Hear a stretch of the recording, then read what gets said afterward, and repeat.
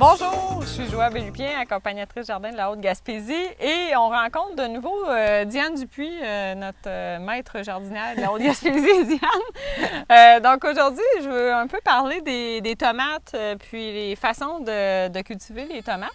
Oh, j'entends un son. Oui. Qu'est-ce que c'est ce son-là, Diane? Ça, c'est un petit appareil qui fait un son que détestent les marmottes et les moufettes. Oh! Alors, à toutes les 30-40 secondes, Comme on l'entend. on entend le son. Alors, ça éloigne ces bestioles-là des jardins. Et c'est la meilleure chose que j'ai trouvée. C'est la deuxième année que j'expérimente. Ça va très bien? Ça va très bien. J'ai pas eu de marmottes ni de moufettes qui sont venues manger mes salades. Intéressant. Puis, les brocolis et tout. Là. OK. Oui. Donc, on va aller visiter ta serre, puis on va parler un peu la question des gourmands. Qu'est-ce qu'on fait avec ça? Selon les... Il y a des pensées qui disent qu'il faut enlever les gourmands des tomates, il ne faut pas les enlever. Donc, juste comme ça, nous, on s'est jasé, moi puis Diane, puis on se disait la meilleure façon d'accumuler des connaissances dans tous les domaines, comme dans le jardinage, c'est de vivre des expériences. Donc là, Diane, on est dans une de tes serres ici. Ça fait longtemps que tu l'as, cette serre-là. Hein, oui, c'est avec des fenêtres récupérées. Des fenêtres récupérées, parfait. Ouais. Donc là, ce que tu disais au niveau des tomates, ce que tu aimes un peu moins en serre, c'est que la pollinisation, des fois, ça se fait moins bien. Hein? Oui, c'est ça. Ça donne moins de tomates parce qu'il y a moins de pollinisation. Dans un cas pareil, il faut se mettre nous-mêmes à les polliniser. Là. Donc, il faut comme toucher un peu les fleurs. Oui. Puis aller toucher l'idéal, comme si on c'est avec était un petit pinceau. Oui. Un petit pinceau léger, là, pour vraiment comme pouvoir d'une fleur à l'autre toucher chaque fleur. On s'improvise étant une abeille. En fait. Oui, c'est ça. Exact. Donc, au niveau des gourmands, c'est ça.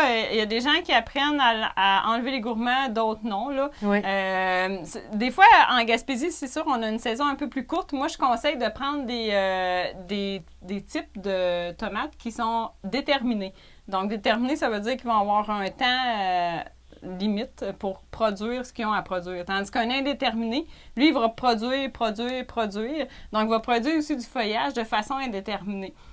Donc, c'est un peu plus difficile des fois à avoir des bonnes récoltes avec des plants indéterminés que déterminés. Puis les plants indéterminés, souvent, on conseille d'enlever les gourmands, justement, parce qu'il va mettre beaucoup d'énergie à faire beaucoup de feuilles. Puis, peut-être que ça va donner un peu moins d'énergie vraiment pour produire les fruits. Fait que toi, Diane, peut-être que tu as des types de tomates qui sont déterminés, ce qui fait que tu coupes pas les gourmands, puis t'en as pas tant que ça, hein, des gourmands. Non, j'en ai pas. Parce que le gourmand, là, on enlève, c'est la partie à la jonction qui, lui, il va essayer de refaire ici, là. Oui. Lui, on l'enlèverait si on voulait vraiment couper le gourmand. Donc, c'est ça. Ça, c'est une école de pensée, là. Puis toi, ta mère, t'as-tu appris toi-même à couper les gourmands dans la vie? Ma mère coupait les gourmands. Elle disait que ça prenait ça pour avoir une bonne récolte. Oui, mais... Puis toi, finalement, tu as décidé que, par expérience, là, tu fonctionnais autrement. Ben, je l'ai appris aussi dans des livres, là. Oui. Si tu laisses les gourmands, puis tu laisses le plant vraiment aller comme il est, complètement. Je vais l'attacher, là. Si tu laisses aller totalement comme il est. Librement. À l'automne, il est plein de feuilles, plein de tomates aussi, mais il y en a qu'on ne voit pas, et on les voit pas toutes. Alors, ce qu'on fait, c'est qu'on arrache le plant, on le revire à l'envers, puis là, on découvre des dizaines et des dizaines de tomates vertes. Tu les vires à l'envers à l'intérieur de ta serre? Ben non, ça peut être dehors aussi. Je veux dire, quand je les vire à l'envers, juste pour les ramasser. Je ramasse les tomates à ce moment-là. Pas pour les faire sécher, pour les mettre tête en bas, puis Non, c'est ça. Tu les ramasses vertes. Je les ramasse vertes, je les enveloppe dans une petite napkin individuellement. Ou papier journal? J'aime mieux la napkin. Oui, parce que papier journal, il y a de l'encre, c'est sale. Ouais. Une petite napkin blanche, là, et je les dispose dans une boîte de carton, pas plus que 2 sur 2 étages. Et puis là, ben, les tomates vont mûrir jusqu'au mois de décembre, tu sais, puis même encore plus.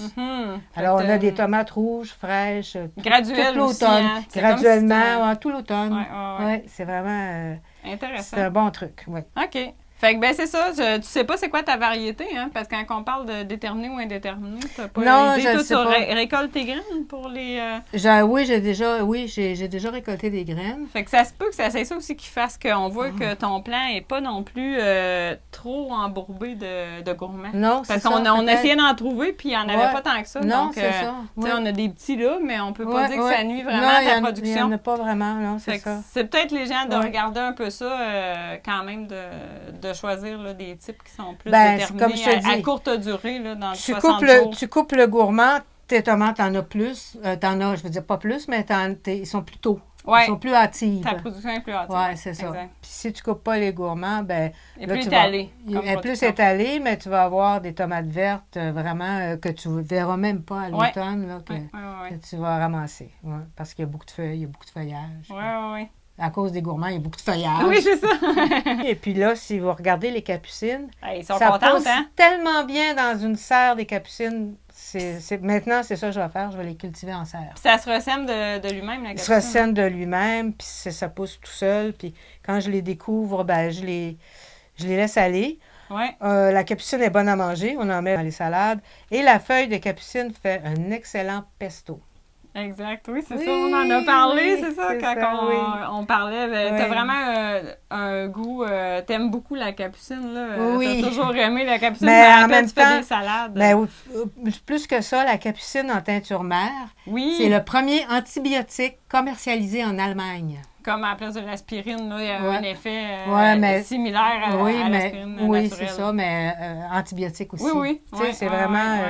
C'est une plante extraordinaire, je l'aime beaucoup. Dans l'alcool qu'on fait avec les fleurs. Oui, c'est ça. On met les fleurs dans l'alcool, puis... en herboristerie. On brasse pendant un mois, on garde ça à la noirceur. On brasse tous les jours pendant un mois. Puis après un mois, on coule. Puis on a nos gouttes pour se soigner. Oui. Excellent. Bien, merci pour tous ces beaux savoirs et ces beaux partages. Merci à toi aussi. Bonne expérience à la maison.